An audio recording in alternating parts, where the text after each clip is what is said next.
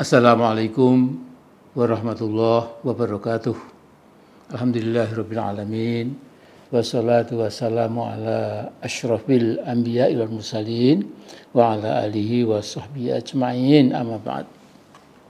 Saudaraku sebangsa setanah air, sejak pembangunan IKN Nusantara di Kaltim dimulai pada 2020, saya termasuk orang yang kritis pada Jokowi alias Mulyono yang ambisinya untuk memindah ibu kota dari Jakarta ke Kaltim itu cenderung tidak masuk akal. Mulyono sering menyatakan kita tidak boleh tergesa-gesa dan gerusa-gerusu dalam menangani berbagai masalah, tapi justru Mulyono sendiri yang selalu gerusa-gerusu mengerjakan tugas-tugas kepresidenannya. Contoh telak tentu adalah IKN itu sendiri.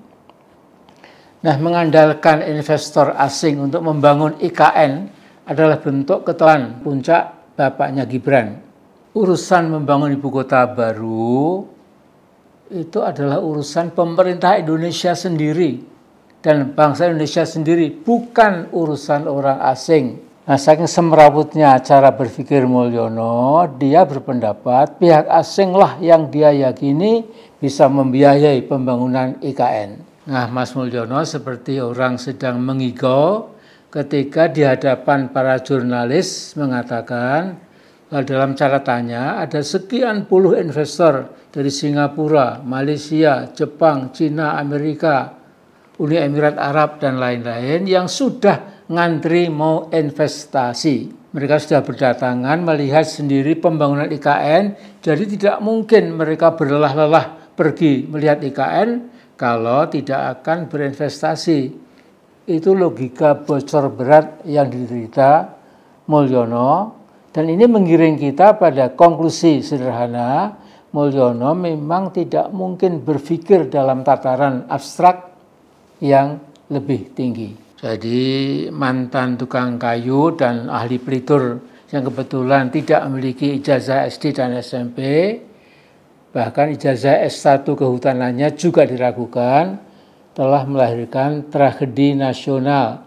10 tahun berkuasa hanya untuk menghancurkan demokrasi, konstitusi, mentalitas, dan moralitas bangsa Indonesia. Waktu jadi wali kota Solo, titel kesarjanaan yang dipakai Mulyono itu DRS, Dr. Andes. Nah, ketika jadi presiden itu titelnya berubah jadi insinyur. Nah, ketika OCCRB menobatkan Mulyono sebagai pemimpin paling korup nomor 3 di muka bumi, Mulyono malah menantang, itu framing jahat.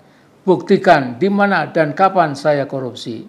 Nah, sementara itu saudaraku sebangsa setanah air, ternak Mulyono selama masih meroleh bayaran akan terus mencoba mencitrakan Mulyono sebagai presiden ke-7 yang paling hebat dibandingkan presiden-presiden sebelumnya. Nah, sekarang ini ada model baru yang dikembangkan Mulyono dan para ternaknya, yaitu dia sering berangkat dari Solo terus melawat ke beberapa daerah atas nama kunjungan kerja. Ini agak aneh, sudah pensiun tapi merasa harus mengadakan kunjungan kerja ke berbagai daerah di Indonesia.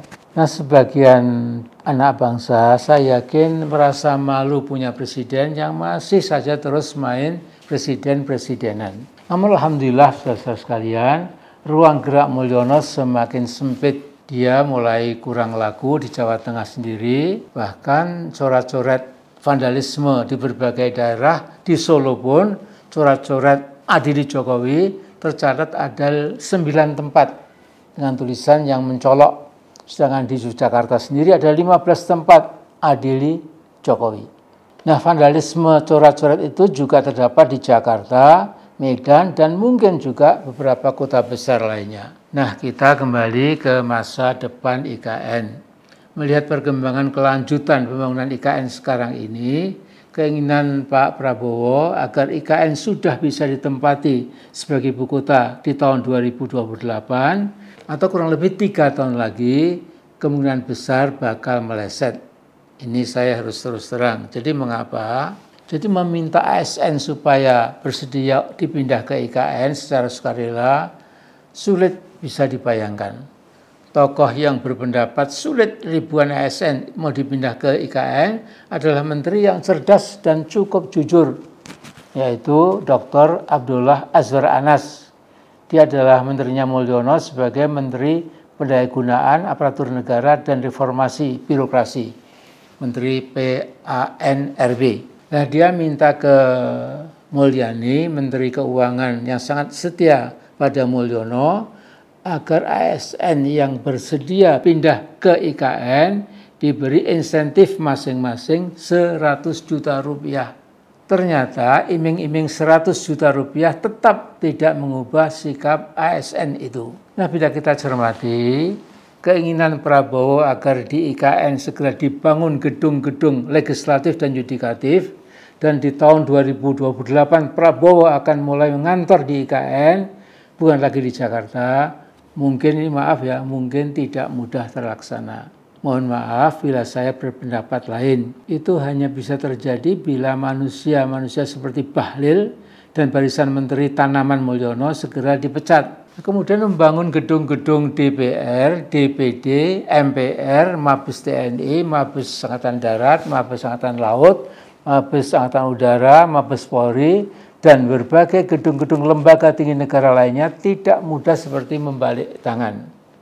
Belum lagi 99 negara sahabat pasti juga harus memindah gedung kedubesnya masing-masing ke IKN.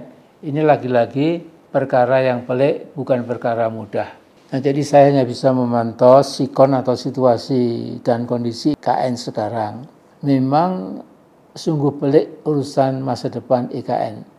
Memerlukan kajian yang serius, mendalam, dan komprehensif. Nah, dengan gaya amatiran yang sekarang ini saya lihat itu memang masih jauh ya untuk melihat cita-cita mulia dari Pak Prabowo menjadi kenyataan. Saya kira itu dulu. Wallahu a'lam bishawab. Assalamualaikum warahmatullahi wabarakatuh.